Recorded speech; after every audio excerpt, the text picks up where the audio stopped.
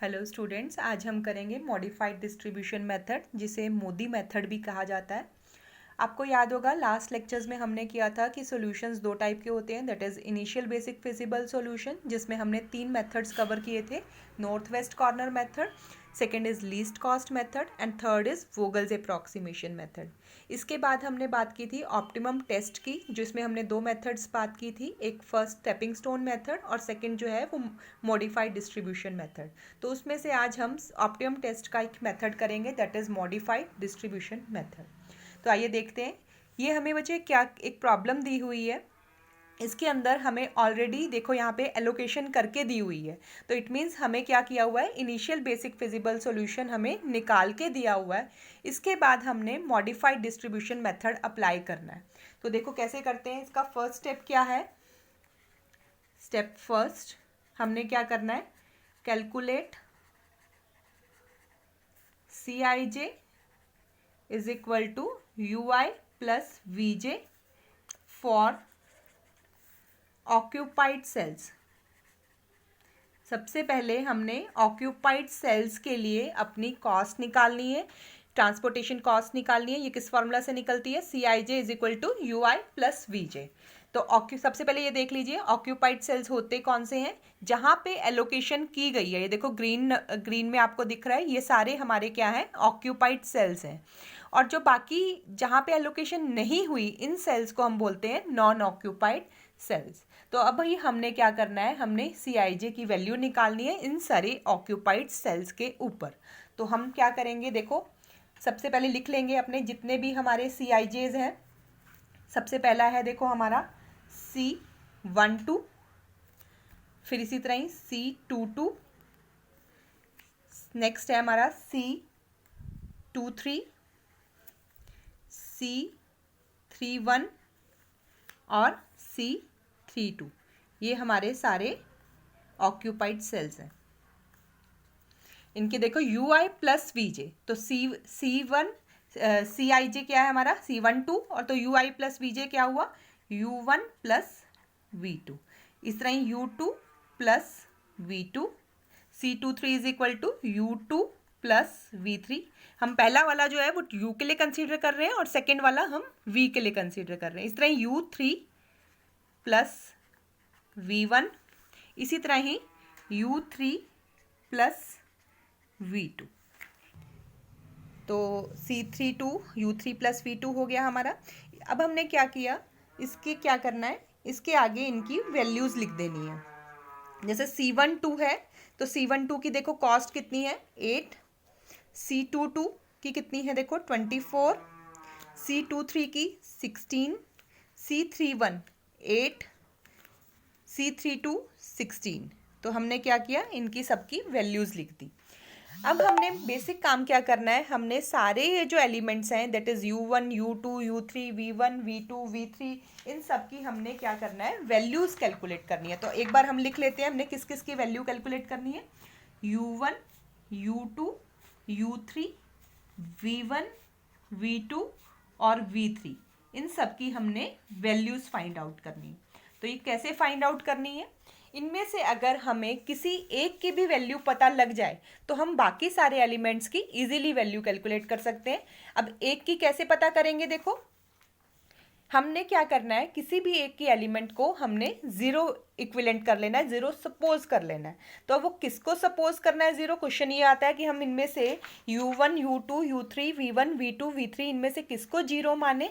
तो हम यहाँ पे देखो जहाँ पे मैक्सिमम नंबर ऑफ एलोकेशंस हैं जिस रो के अंदर, उसको हम क्या करेंगे, जीरो को इक्विवेलेंट पुट कर देंगे। तो सबसे पहले आपने क्या काम करना है, यहाँ पे U1 U2 U3 लिख देना है और कॉलम में आपने V1 V2 और V3 लिख देना है। अब देखो U1 रो के अंदर एक एलोकेशन हुई है, U2 रो के अंदर 2 एलोकेशंस हुई हैं, U3 रो के अंदर हम अगर देखें तो 2 एलोकेशंस हुई हैं।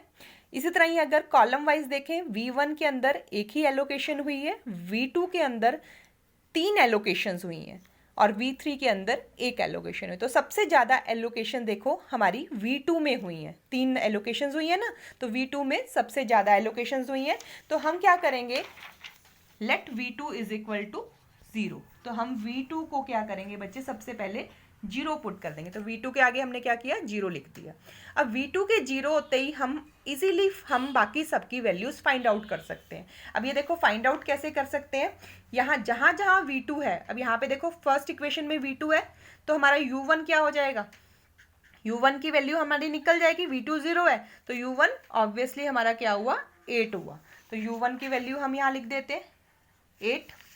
इसी तरह ही V2 यहाँ पे सेकेंड इक्वेशन में देखो V2 0 है तो U2 कितना हुआ हमारा, U2 की वैल्यू हम निकाल सकते हैं, U2 हुआ हमारा 24।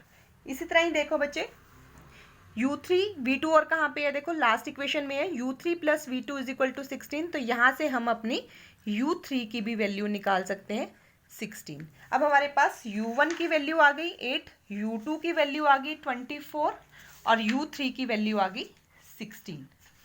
ठीक है, अब इसके बाद देखो हमारे पास U2 की वैल्यू है, अवेलेबल है हमारी, U2 हमने निकाली 24। तो इससे हम V3 की वैल्यूज निकाल सकते हैं बच्चे। तो हमारा V3 कितना हो जाएगा, यहाँ से अगर हम 24 पुट करेंगे तो V3 क्या हो जाएगा हमारा -8। इसी तरह ही हमारे पास देखो U3 की वैल्यू 16 है तो हमारी V1 की वैल्यू हम निकाल सकते हैं। U3 16 है तो V1 कितना हुआ, -8। तो हमारे पास ये वैल्यूज भी निकल आई। V1 देखो -8 और V3 देखो -8। तो ये सारी वैल्यूज हमने कैलकुलेट कर ली। इसके बाद वैल्यूज कैलकुलेट करने के बाद हमारा नेक्स्ट स्टेप होता है कि हमने नॉन ऑक्यूपाइड सेल्स के लिए हमने DIJ निकालने होते हैं। तो स्टेप सेकंड हम लिख लेते हैं, calculate DIJ is equal to, इसका फॉर्मूला क्या होता है, CIJ minus UI plus VJ।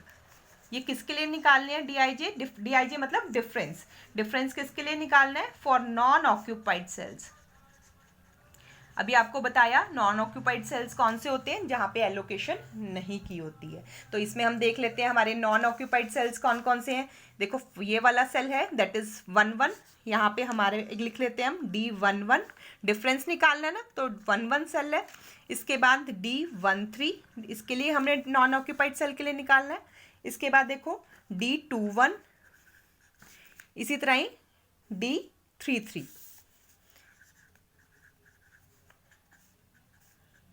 अब इनके अगर हम फॉर्मूला कहें तो लिख लेते हैं हम, जैसे D11 का इसी फॉर्मूला के अकॉर्डिंग अगर हम कहें C11 minus U1 plus V1, C13 minus U1 plus V3, C21 minus U2 plus V1, C33 minus U3 plus V3। तो हमने ये लिख दिया। अब इनकी हम वैल्यूज़ पुट कर देंगे। C11 देखो क्या थी हमारी, C11 हमारा 4 था, हमने 4 लिख दिया जो वैल्यू थी हमारी। इसके बाद U1 और V1 हमने कैलकुलेट किए थे, देखो U1 और V1।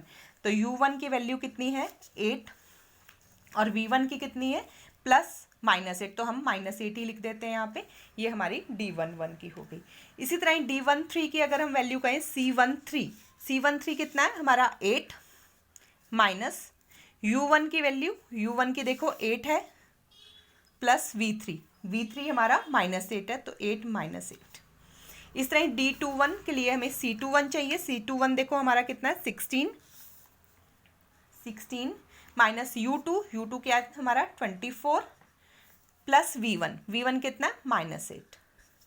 इस तरह ही हमारा C33 देखो हमारा 24 है, तो 24 माइनस U3 हमारा कितना है 16 प्लस V3 कितना है हमारा -8। तो हम इनकी वैल्यूज हम कैलकुलेट कर लेते हैं। 8 -8 देखो 0, तो ये हमारा 4 हो गया, ये हमारा हो गया 0, 8 हो गया हमारा। इसके बाद ये हो गया हमारा 0 और ये हमारा हो गया 16। तो हमने इस तरह सारी वैल्यूज़ हमने डिफरेंसेस निकाल लिए। अब हम देखें तो हमारे सारे डिफरेंसेस जो हैं वो पॉजिटिव आ रहे हैं। अगर हमारे सारे डिफरेंसेस पॉजिटिव आते हैं तो इसका मतलब बच्चे क्या है कि हमारा जो सोल्यूशन हमारा निकला हुआ है, सोल्यूशन मतलब हमें ये गिवन निकाल के दिया हुआ है, ये हमारा ऑप्टिमम सोल्यूशन है। अगर इसमें से कोई भी डिफरेंस अगर हमारा नेगेटिव आता तो इट मीन्स वहाँ पे हमारी इम्प्रूवमेंट की ज़रूरत होती। तो अभी हमारे सारे जो हैं डिफरेंस वैल्यूज़ जो हैं वो पॉजिटिव हैं, as all the difference values are positive, therefore our solution is optimum। तो हमारा सॉल्यूशन जो है वो ऑप्टिमम सॉल्यूशन है। तो इसका मतलब अगर हम ट्रांसपोर्टेशन कॉस्ट निकालें, अब हमें लास्ट में हमें सिर्फ यही नहीं लिखना कि हमारा सॉल्यूशन जो है वो ऑप्टिमम है, हमें ट्रांसपोर्टेशन कॉस्ट भी अपनी निकाल के दिखानी है। तो हम अपनी ट्रांसपोर्टेशन कॉस्ट इससे निकाल सकते हैं। वो देखो कैसे, जिसे हम ऑलरेडी कर चुके हैं, 8 जहाँ जहाँ एलोकेशन हुई है और ट्रांसपोर्टेशन कॉस्ट पर यूनिट। तो 8 multiply by 56 plus 24 multiply by 41 plus 16 multiply by 41 plus 8 multiply by 72 plus 16 multiply by 5। तो अगर हम इन सबको कैलकुलेट करें तो हमारा आंसर आएगा ₹2744।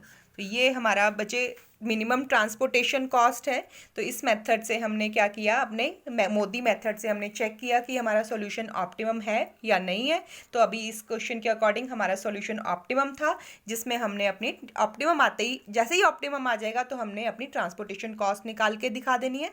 तो ये हमारी कॉस्ट बनती है इस मेथड के अकॉर्डिंग।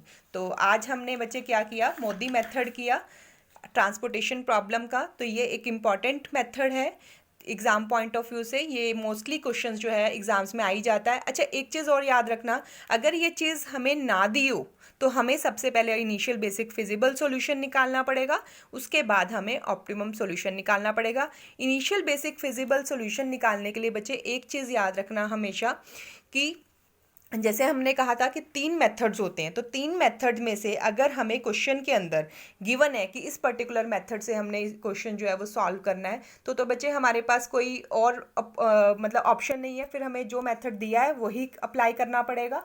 लेकिन अगर क्वेश्चन के अंदर आपको डायरेक्ट लिखा हुआ है IBFS लगाकर आपने IBFS निकालो, उसके बाद ऑप्टिमम सोल्यूशन निकालो, फिर ज़्यादा प्रेफरेबल ये होता है कि आप वैम मेथड लगाओ, क्योंकि उससे जो चांसेस हैं, मतलब क्वेश्चन के करेक्ट होने के चांसेस वो बढ़ जाते हैं। अगर क्वेश्चन के अंदर इम्प्रूवमेंट भी हो तो वो जल्दी से हमारा आंसर उसमें आ जाता है। अदरवाइज दूसरे मेथड लगाने से भी आंसर आ जाएगा, लेकिन उसमें हमारा जो क्वेश्चन है वो लेंदी बन जाता है। तो यही प्रेफरेबल होता है कि हम वैम मेथड लगाएं, उसके बाद मोदी मेथड अप्लाई करें।